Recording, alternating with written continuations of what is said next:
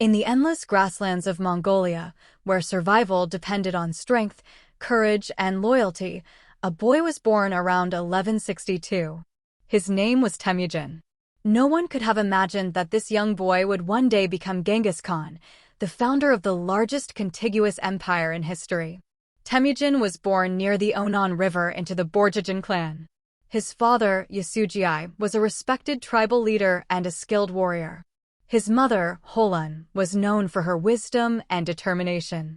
From an early age, Temujin learned to ride horses, shoot arrows, and survive in the harsh Mongolian wilderness. Life on the steppe was never easy. The Mongol tribes constantly fought each other for land, animals, and power. Every day was a struggle for survival. Children learned the skills of warriors long before they became adults. When Temujin was only 9 years old, his father took him to meet the family of a young girl named Borte, who was chosen to become his future wife. But during the journey home, tragedy struck. Yasugi was poisoned by a rival Tatar tribe.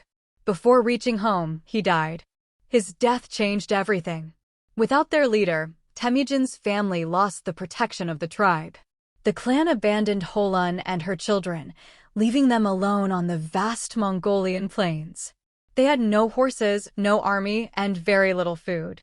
To survive, they hunted wild animals, caught fish, gathered roots, and searched for berries. Hunger became a constant companion. The young Temujin quickly realized that survival depended not only on strength, but also on intelligence and determination. These painful years shaped his character.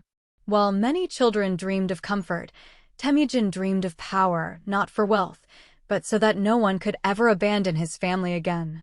Every hardship taught him a lesson. Every challenge made him stronger. The lonely boy wandering across. After the death of his father, life became even more dangerous for Temujin. His family had been abandoned by their own tribe, and many believed the young boy would never survive. But Temujin refused to give up. Every day he hunted, fished, and searched for food to keep his family alive. His mother, Holun, constantly reminded her children that strength came from courage, not wealth. As Temujin grew older, his leadership began to show. He wanted to unite his broken family and protect them from every enemy. However, not everyone welcomed his growing influence. One day, warriors from the Teakiad tribe, an old rival of his family, surrounded him. They captured the young Temujin before he could escape. His hands were tied. Around his neck, they placed a heavy wooden collar called a kang, making escape almost impossible. The Teakiad believed Temujin's story would end there. Every day, he was guarded closely. Every night, he searched for a chance to escape. Although he was only a teenager, his determination never faded. Then one dark night, an opportunity appeared. While his guards became careless, Temujin quietly slipped away into the darkness. The enemy immediately began searching for him across the Mongolian plains. Temujin hid in a cold river, keeping only his face above the water as enemy horsemen rode nearby. For hours he remained perfectly still.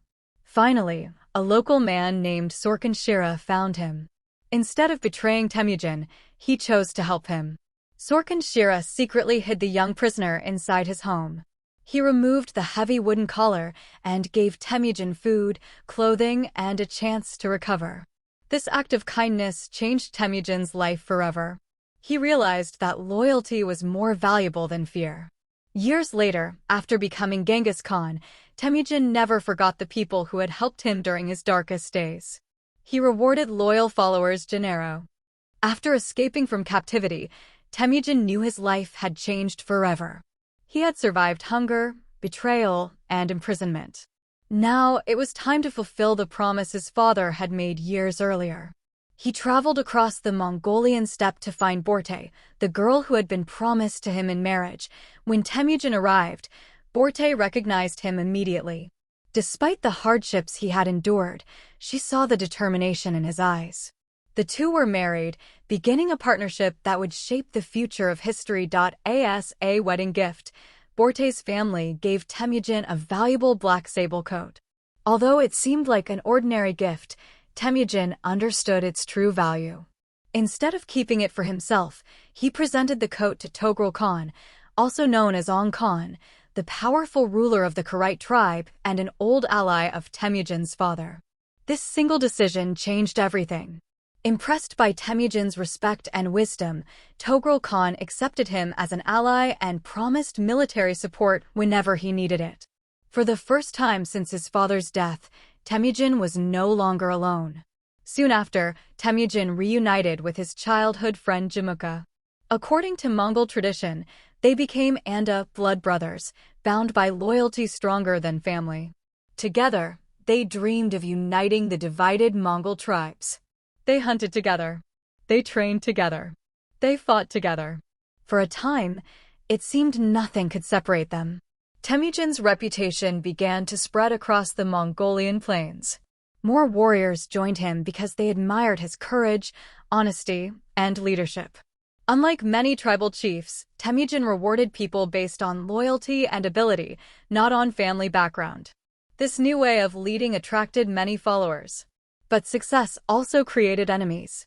Some tribal leaders feared that Temujin's growing influence would threaten their power. As Temujin's influence spread across the Mongolian steppe, more tribes began to join his cause. People admired him not because he came from a powerful family, but because he treated loyal followers with fairness and respect. Unlike many tribal leaders, Temujin believed that courage and ability were more important than noble birth. Warriors, hunters, and ordinary nomads all found hope under his leadership. However, his growing power also created fear among rival chiefs. They realized that if Temujin succeeded in uniting the Mongol tribes, their own authority would disappear forever.